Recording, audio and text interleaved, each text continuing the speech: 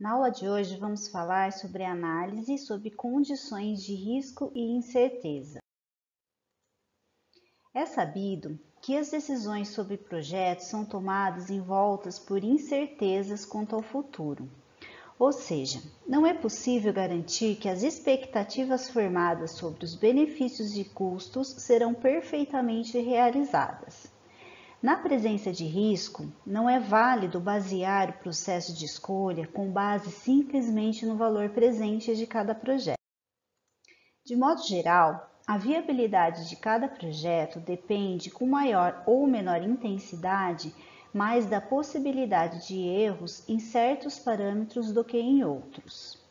Algumas maneiras que a gente pode utilizar de introduzir risco na tomada de decisão são a análise de sensibilidade, na qual desconhece a distribuição de probabilidade de cada um desses erros, a simulação e árvore de decisão.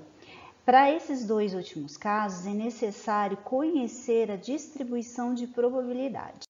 A análise de sensibilidade determina o grau de variação dos resultados dos indicadores de viabilidade de um determinado projeto face às alterações nas variáveis mais relevantes para que se determine a viabilidade. Essas variáveis são variações nos preços de venda, preços de custos, nas quantidades vendidas e nas quantidades dos inputs. Os praticantes deste método sugerem que funciona satisfatoriamente quando são poucos os parâmetros sujeitos a amplas flutuações, ou seja, até 3 ou 4 parâmetros. A árvore de decisão é um diagrama que mostra as interações entre as decisões e os eventos associados a ela, como são entendidas pelo tomador de decisão. Os nós da árvore são tradicionalmente representados por um quadrado e os referentes a eventos aleatórios por um círculo.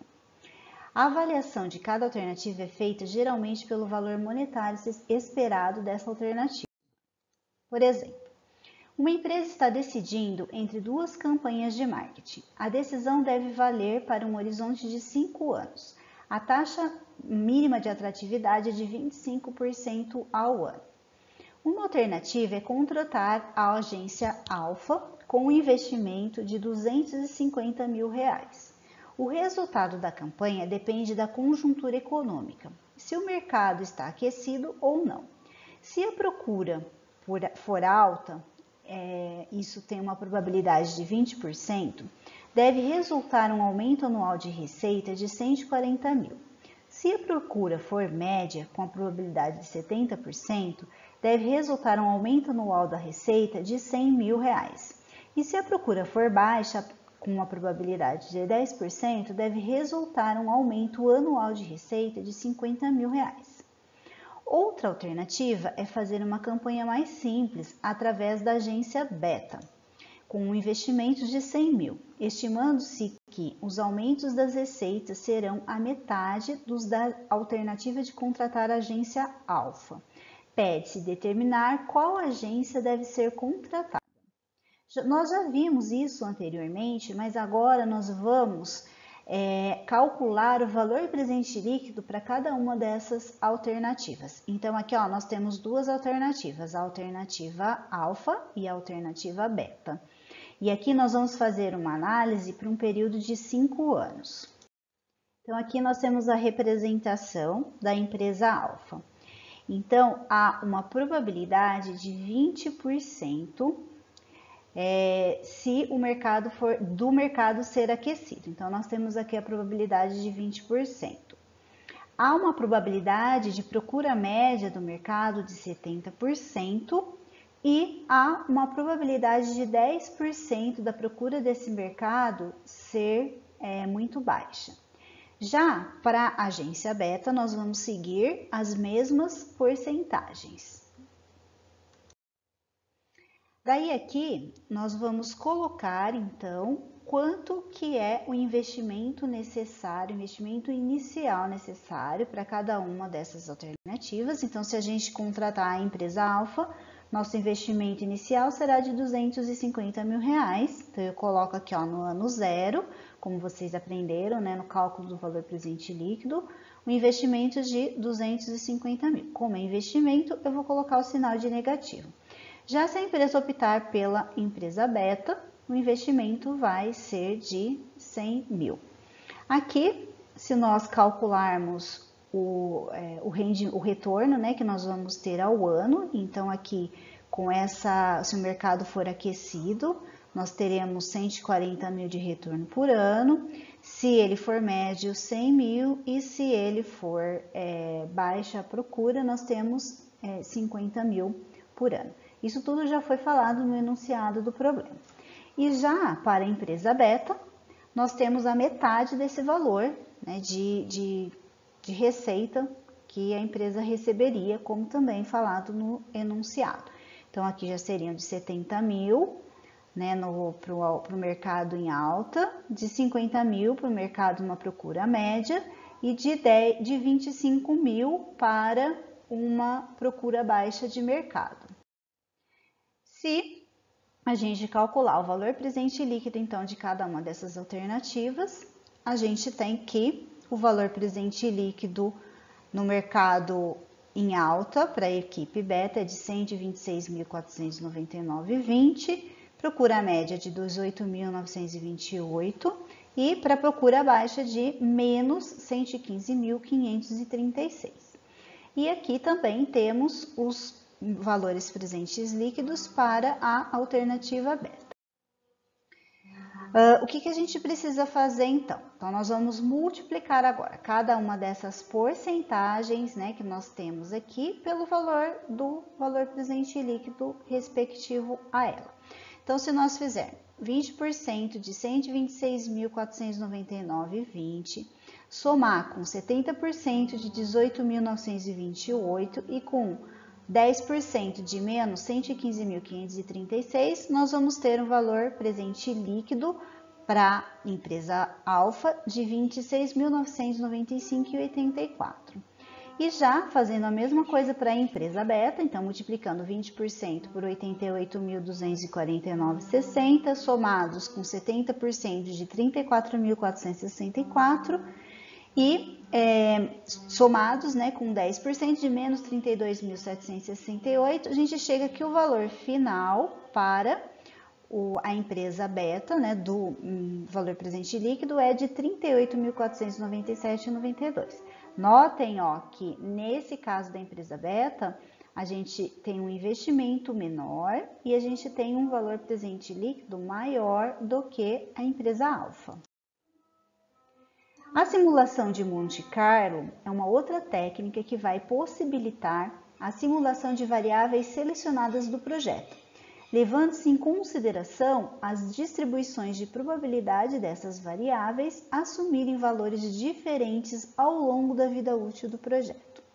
A grosso modo, a sequência de cálculo desse método seria, primeiro, a identificação da distribuição de probabilidade de cada uma das variáveis relevantes no fluxo de caixa do projeto, depois, a seleção ao acaso de um valor para cada variável simulada a partir de sua distribuição de probabilidade.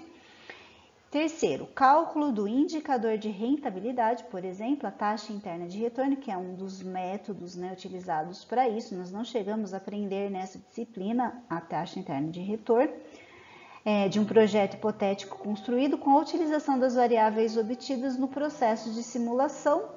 E, por último, a repetição do processo até a obtenção da confirmação adequada da distribuição de frequência do indicador da escolha ou até obter uma ideia aproximada do formato da distribuição. A partir dessa distribuição, torna-se possível, então, verificar a probabilidade de sucesso ou fracasso do projeto. Aqui, a gente pode observar um exemplo de uma simulação de Monte Carlo. Então, aqui a gente tem a média e os desvios padrões, aqui, né? Então, aqui a gente pode dizer que 68%, né, dos valores, ou seja, a gente vai pegar isso que está em azul mais escuro aqui, ó, 34,5 mais 34,1 mais 34,1, então dá em torno de 68%. Encontra-se a uma distância da média inferior a um desvio padrão, onde a gente tem aqui, ó, um desvio padrão menos 1 e mais 1.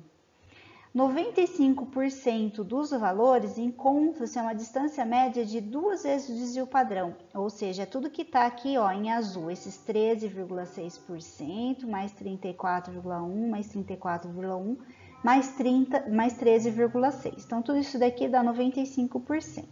E se a gente dá uma distância ainda de 3 vezes o desvio padrão, ou seja, mais ou menos 3 vezes o desvio padrão, a gente chega numa probabilidade de 99,7%. Então, esse é um exemplo dessa simulação de Monte Carlo. Podemos dizer que a qualidade das estimativas das distribuições de probabilidade dos indicadores econômicos determina uma melhor ou pior simulação dos possíveis fluxos de caixa. O número final alcançado no processo de simulação é apenas uma parte do trabalho. A parte principal é feita pelos especialistas que fornecem os dados de entrada para rodar o programa.